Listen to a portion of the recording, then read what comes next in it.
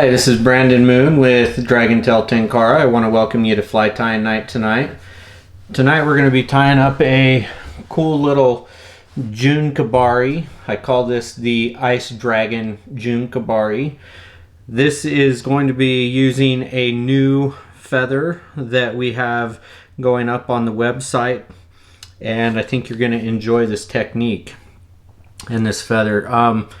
If you find any value in this video at all, please do us a favor and like the video, leave us a comment, subscribe to the channel, and hit the bell to receive future notification.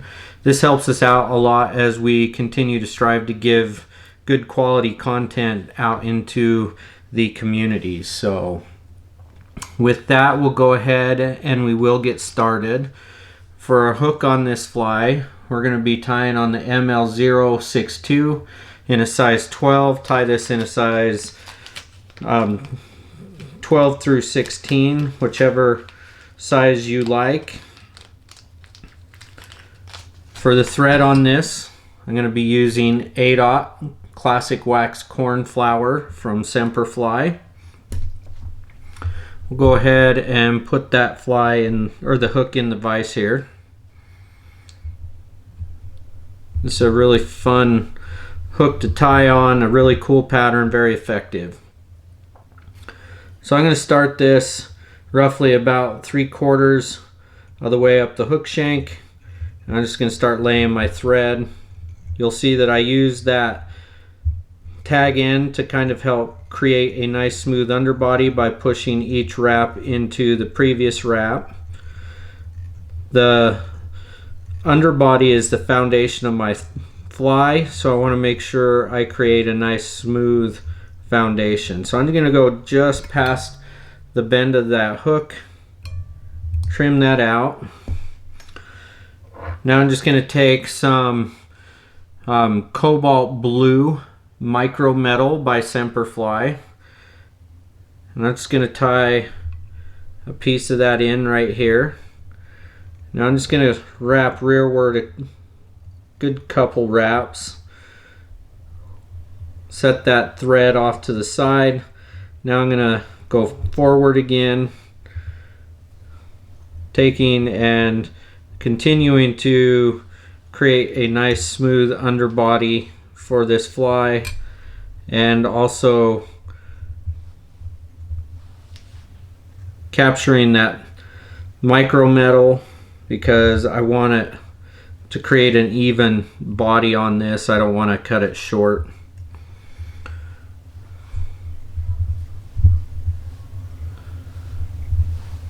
Okay, now I'm just going to take and trim that micro metal out.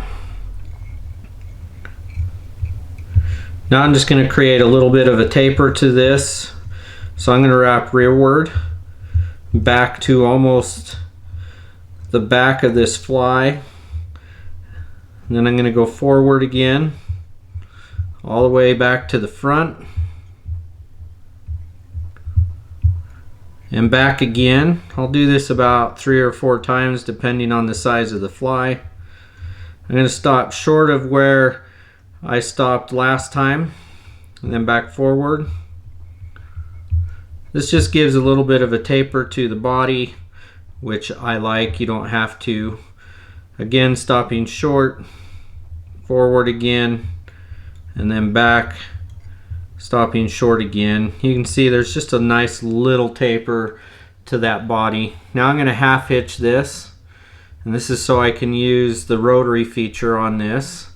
Now I'm going to set my thread off to the side, take my micro metal, and I've got this in a bobbin so that I can give it better control as I wrap this. And I'm just going to wrap a nice open wrap, creating a taper of that ribbed look on that.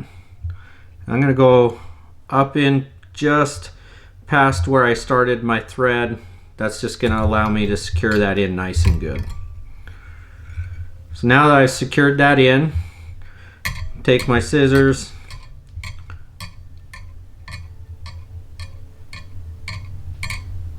trim out the micro metal.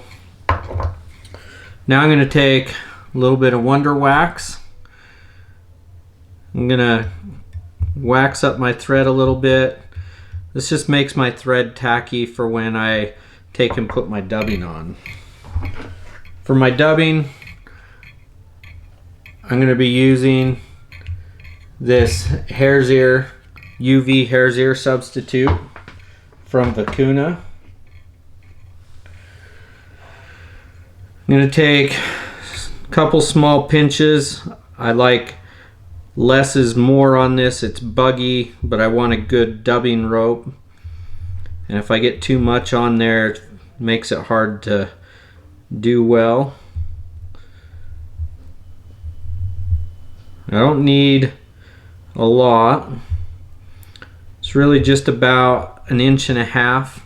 Very buggy dubbing. So I'm going to wrap this back over the very end of where I wrapped my body. I don't want to wrap that up into where I'm going to wrap my hackle. I'm going to preen that back and create a thread base under there. Okay, for the hackle on this, we're going to be using this really cool bird. It's called Scaled Quail. This is up on the website and very cool. So here I've taken a feather, I've preened off all the fluff on the bottom. Now I'm just going to take the tips, hold that, and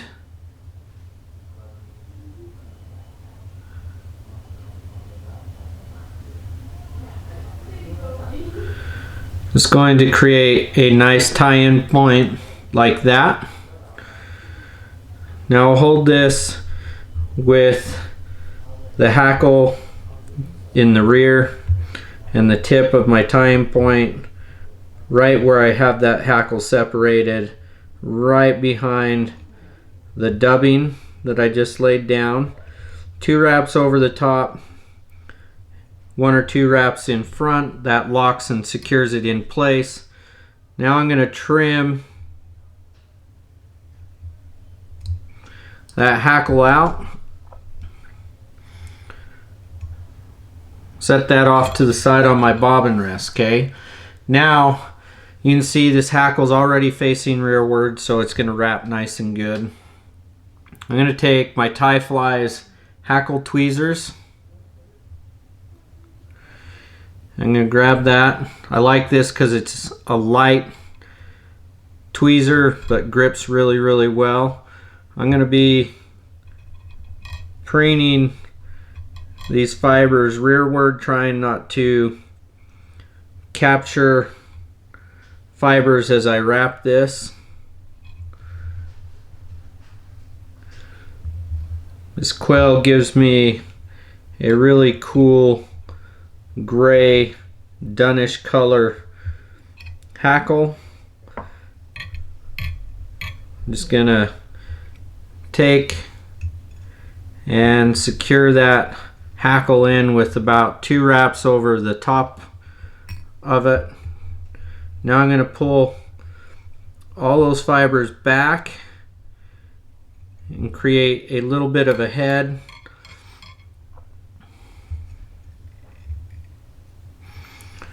At this point you can whip finish. A little trick I'm going to show you that I use sometimes is take a little bit of super glue. Just put a little super glue on my thread there.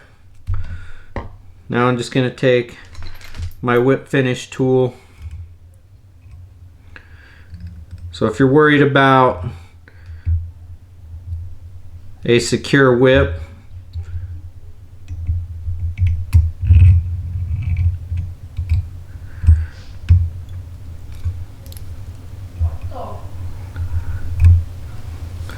that's not going to go anywhere.